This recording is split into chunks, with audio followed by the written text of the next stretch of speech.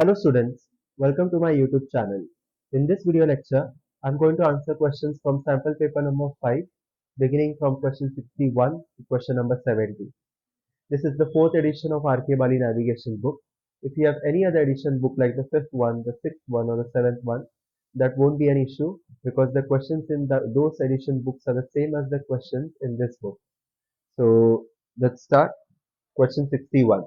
When descending from flight level 400, that is 40,000 feet, and attempting to maintain maximum speed, your airspeed will be limited by VNE, then VMO, VNO, then VNE, MMO, then VMO.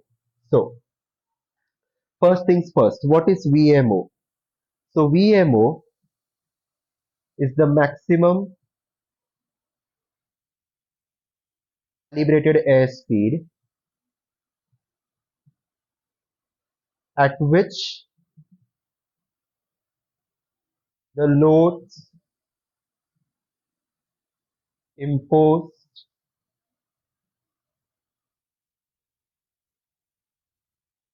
by dynamic pressure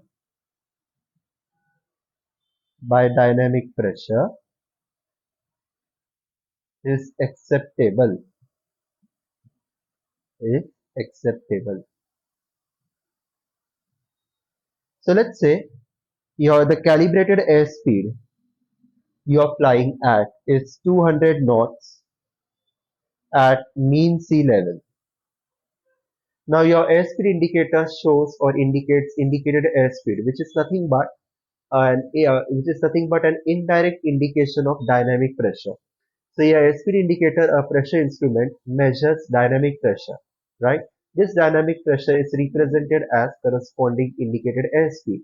Now indicated airspeed when corrected for position error, instrument error is calibrated airspeed. So instead of saying indicated airspeed, we consider that our airspeed indicator is corrected for those two types of errors, and the final speed we get is calibrated airspeed. So this calibrated airspeed shown by airspeed indicator is 200 knots and you are flying at mean sea level.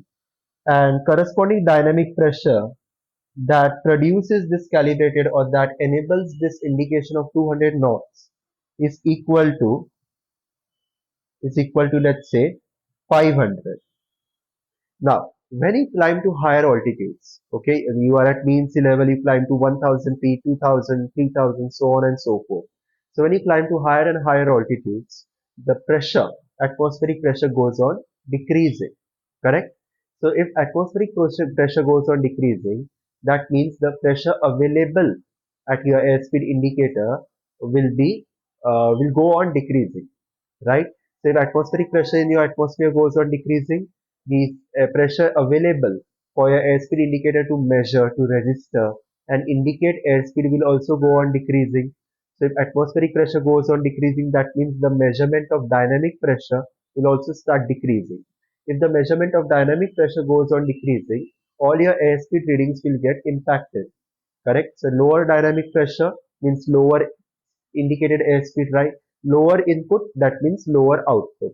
So if you want to maintain this calibrated airspeed of 200 knots at a higher altitude, let's say 5000 feet, where the atmospheric pressure will be much lower than the atmospheric pressure at mean sea level, what you will have to do is you will have to fly at a higher true airspeed. At mean sea level, you were flying at a true airspeed of 200 knots. You were getting a calibrated airspeed of 200 knots at mean sea level, let's say. Now you want to maintain that same calibrated airspeed of 200 knots at higher altitudes like 5000 feet. So what you will have to do is, in order to achieve that, you will have to accelerate your aircraft. You will have to increase the forward speed of your aircraft, the true airspeed of your aircraft. When you increase the forward speed or true airspeed of your aircraft, the relative airflow coming from the front will be also that much fast, and the impact that it will generate at your pitot tube will be much more than the impact it was generating previously at a slower 2 speed. So this extra or additional dynamic pressure generated by additional 2 speed will compensate for decreasing or for the lower static pressure surrounding your aircraft, and that's how the dynamic pressure registered by a airspeed indicator will continue to remain the same notwithstanding the lower static pressure surrounding your aircraft at higher altitude. So you will continue to get calibrated airspeed of 200 knots indication at 5,000 feet. Only that you will have to increase the dynamic pressure, meaning you will have to increase the true airspeed of your aircraft. When true airspeed increases, automatically dynamic pressure will also increase. Let's say it increases to a new number 700. So dynamic pressure increases. Dynamic pressure is nothing but the impact created by the relative airflow. That means dynamic pressure means impact. Impact means loads imposed on your aircraft, right?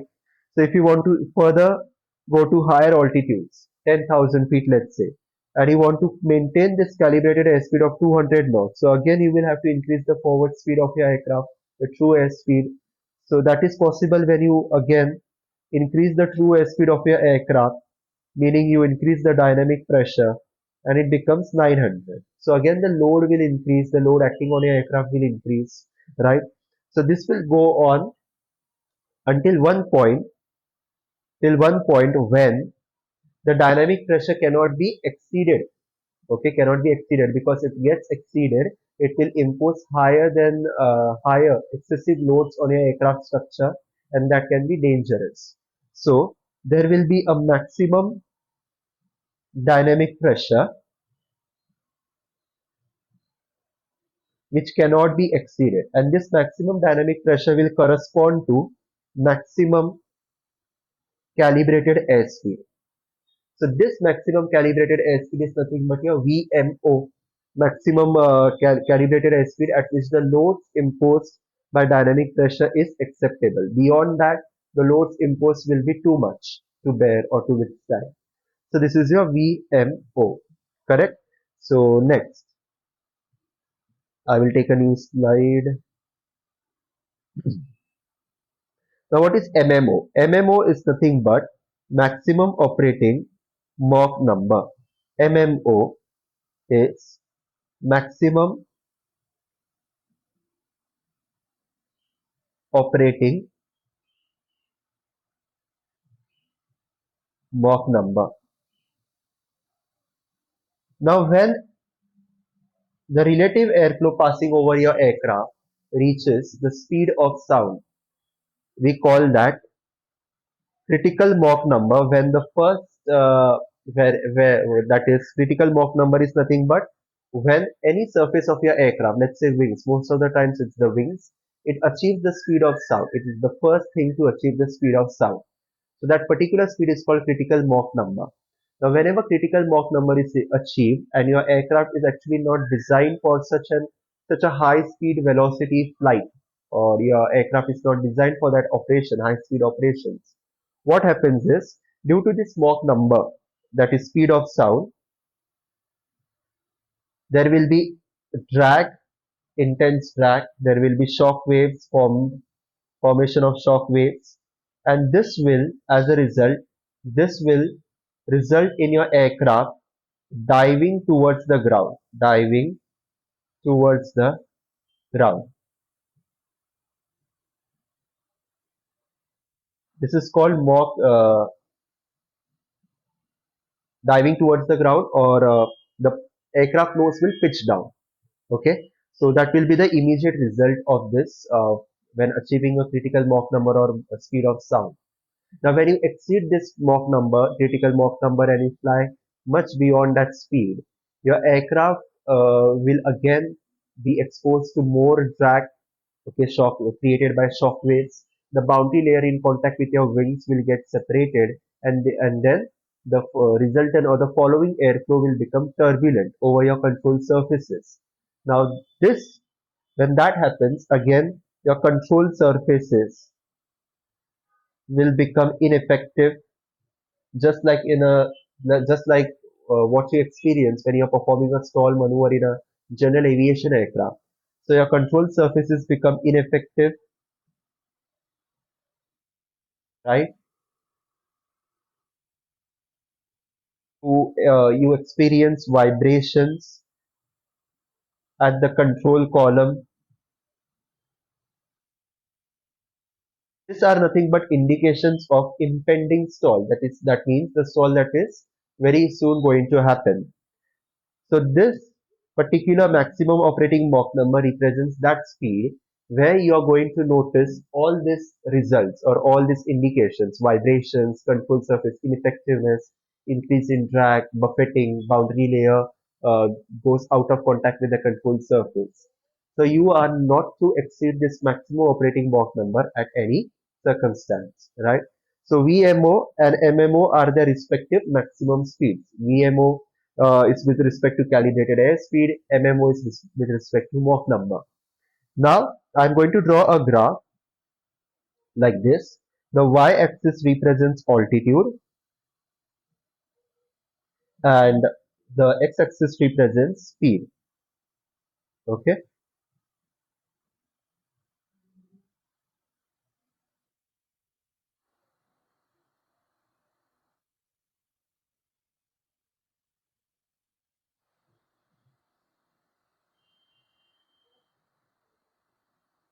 So now VMO is nothing but a constant calibrated airspeed throughout, right? So it is, I will represent that with the help of a orange line, a straight orange line, which represents VMO speed, a constant calibrated airspeed.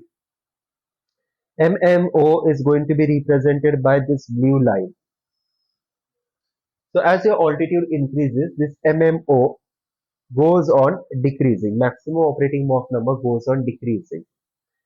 Okay, so right, so it goes on decreasing. Now at particular point over here, VMO VMO will be equal to MMO.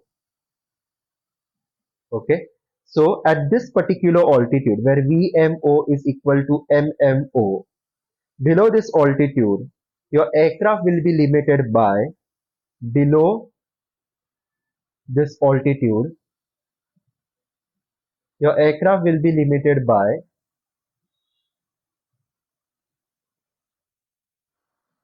VMO.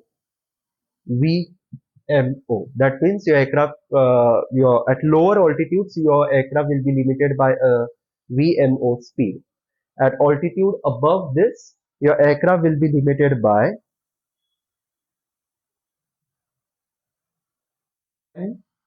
MO. That means at higher altitudes or higher flight levels, your aircraft will be limited by maximum operating Mach number.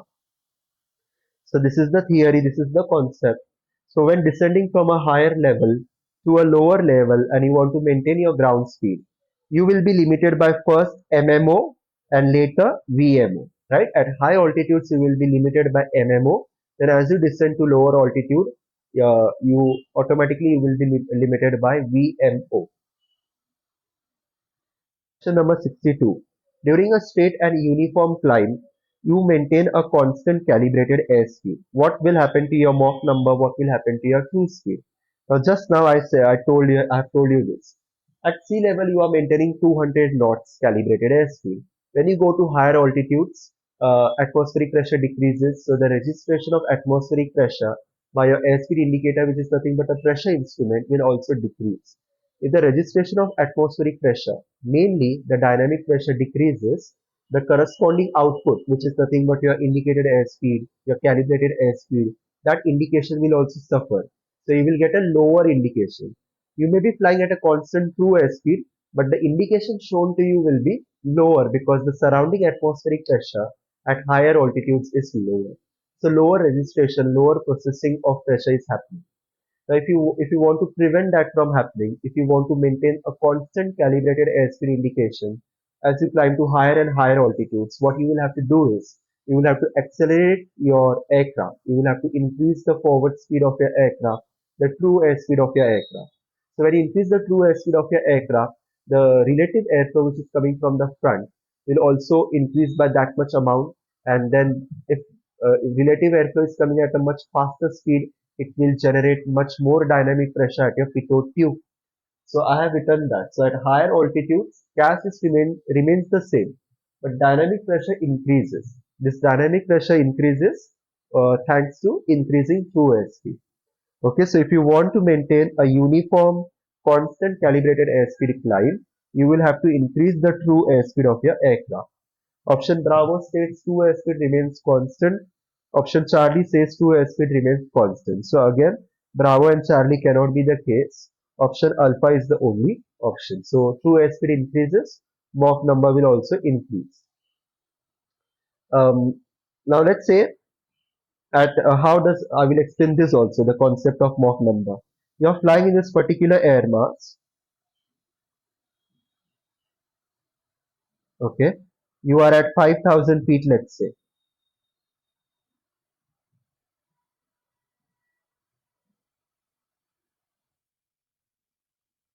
Go to a higher altitude of 10,000 feet. Higher altitude of 10,000 feet. Now the temperature at 5,000 feet is uh, 5 degrees Celsius. Temperature at 10,000 feet is colder than that. Let's say 0 degrees Celsius. Right? As we go to higher altitudes, temperature decreases. We want to maintain this constant calibrated airspeed climb. So we will have to increase the true airspeed of your aircraft. So if the true airspeed of your aircraft at 5,000 feet is, let's say, 200 knots, I will have to increase that to some a value more than that. Let's say I have increased it to 250 knots. Now we will see what happens to Mach number. The Mach number equals to Mach number equals to true airspeed of your aircraft divided by local speed of sound. True airspeed is 200 knots. Local speed of sound is 39.17. Square root of temperature in Kelvin. So 5 degrees Celsius in terms of Kelvin will be 273 plus 5, 278. 200 divided by square root of 278 multiplied by 39.17, which is 653. Now 200 as a fraction of 653 will be 200 divided by 653, 0.3. So Mach number at lower altitude 5,000 feet is 0.3. Let's go to higher altitude. Now here the Mach number will be task divided by local speed of sound.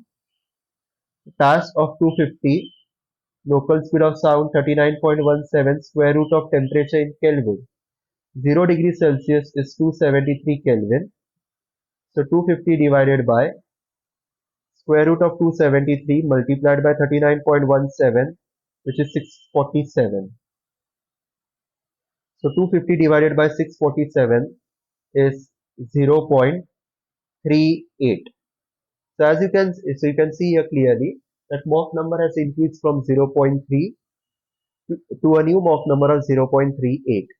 So that's why Mach number increases. Next, question 63. VLE. VLE is the landing gear extension speed. So it is a flight speed with landing gear down. Now there are two landing gear speeds, VLO. VLO represents the landing gear speed. VLO means the speed at which you will operate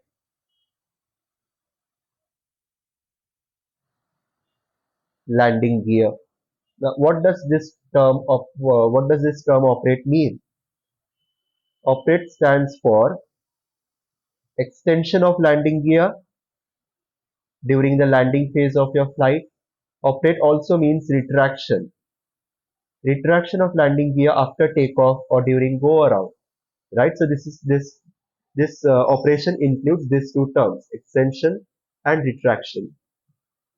So this is the speed at which you will extend your landing gear if you are coming in for landing. Retract the landing gear after you have taken off or you have initiated a go around. Now, contrary to this, VLE is the speed at which you will fly your aircraft with landing gear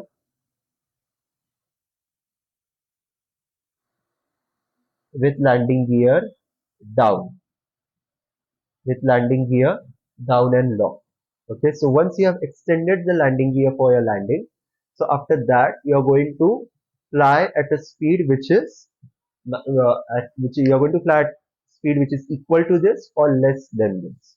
Okay, so this is the maximum speed you can fly your aircraft with landing gear hanging down. Okay, you cannot exceed this speed. If you exceed this speed, that can cause structural damage to your landing gear, right? So that is a big no. So flight speed with landing gear down. Speed at which landing gear can be operated with full safety is VLO. Next, how will Mach meter indication vary in a constant calibrated airspeed climb? So just now we saw it in a constant calibrated airspeed climb. True airspeed increases and Mach number also increases. So option alpha.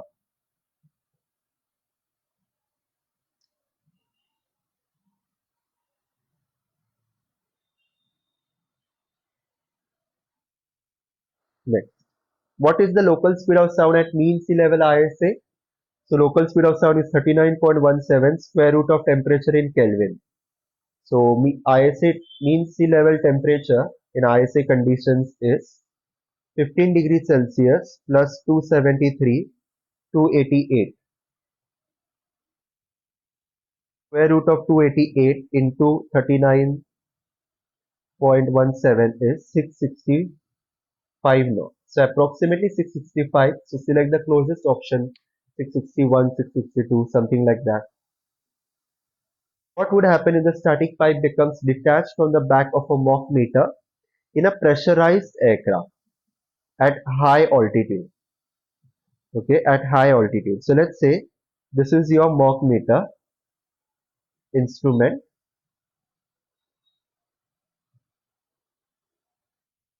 This is the static.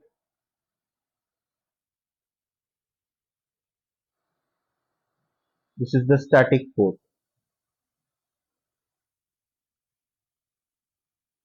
Okay. Now, if this static port gets detached, what will happen is that you are flying in a pressurized aircraft.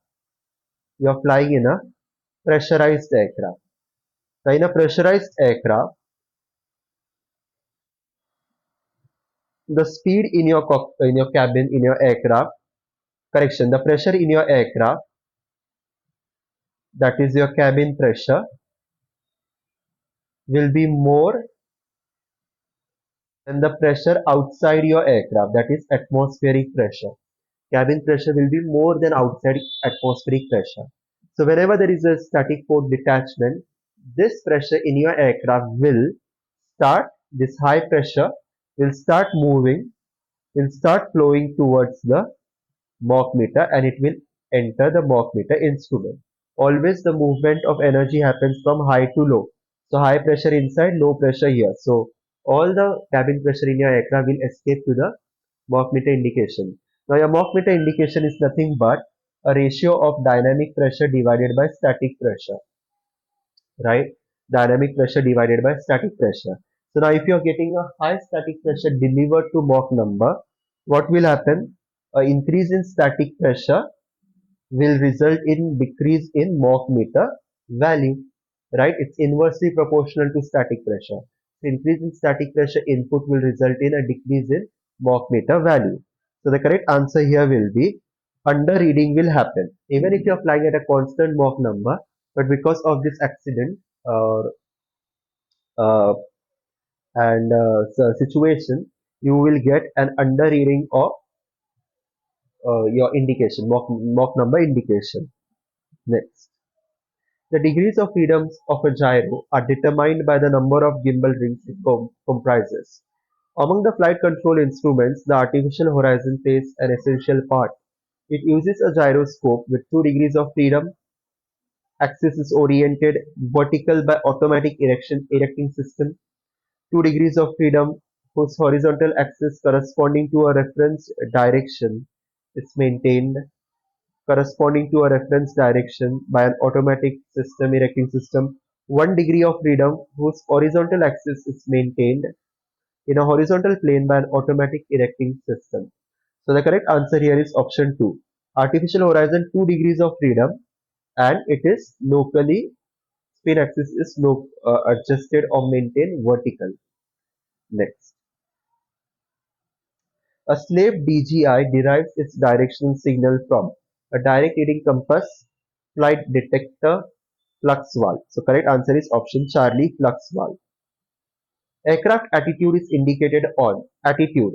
Attitude is indicated by artificial horizon. So ECAS, that is an ECAM primary display.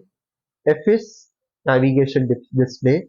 F is PFD. It is not PED, it's PFD. So electronic flight information system, PFD. Electronic Remember this, on your IFIS display, electronic flight information system displays both sides, one for captain, another for first officer. You will get a representation of primary flight display. On ECAMs you get a display or representation of engine parameters or systems description, systems representation like fuel, hydraulics, electrics, pressurization, etc. So it's only on EFIS display that you get to see artificial horizon, airspeed indicator tape, altimeter tape, and VSI. This is your navigation display. Okay, and other autopilot or automatic flight information is represented on the top of the PFD screen. So that is the meaning. So attitude is indicated on PFD. If it's PFD, not navigation display, or ECAM is for engine parameters. That's it. So this, okay, question 70 is remaining. When turning through 90° at a constant angle of bank and pitch attitude, what instrument stage 176 artificial horizon chapter, you have to memorize this. When you are turning through 90°, the artificial horizon underreads the bank angle. You may be turning a left hand turn of 20° bank angle, but the artificial horizon will indicate a turn of 15° bank angle. So underreading happens. It shows a false indication of climb. With 180° turn, correct bank angle, again false indication of climb. 270° bank angle, overreading of bank angle happens. You are turning at 15° bank angle, let's say, but artificial horizon will show that you are turning at 30° bank angle. Overreading happens. Pitch error, climb attitude. 360° correct bank angle, correct pitch angle. So now in the question they have asked about 90°. So 90° that means too much nose up, and underreading happens, so too little bank angle, option alpha. So this concludes the lecture. I hope you have understood all the 10 questions that I have answered in this video lecture. Read theoretical chapters belonging to these questions, relevant to these questions, and then answer these questions again on your own. If you have any doubts, any query, any feedback, let me know in the comment box of this video lecture. I request you all to share this video lecture with your friends who are preparing for exams. Subscribe if you haven't yet, and press the like button if you have liked this video lecture. In my next video lecture, I will come up with the next questions from this sample paper, and I'll solve them. So I hope to see you there.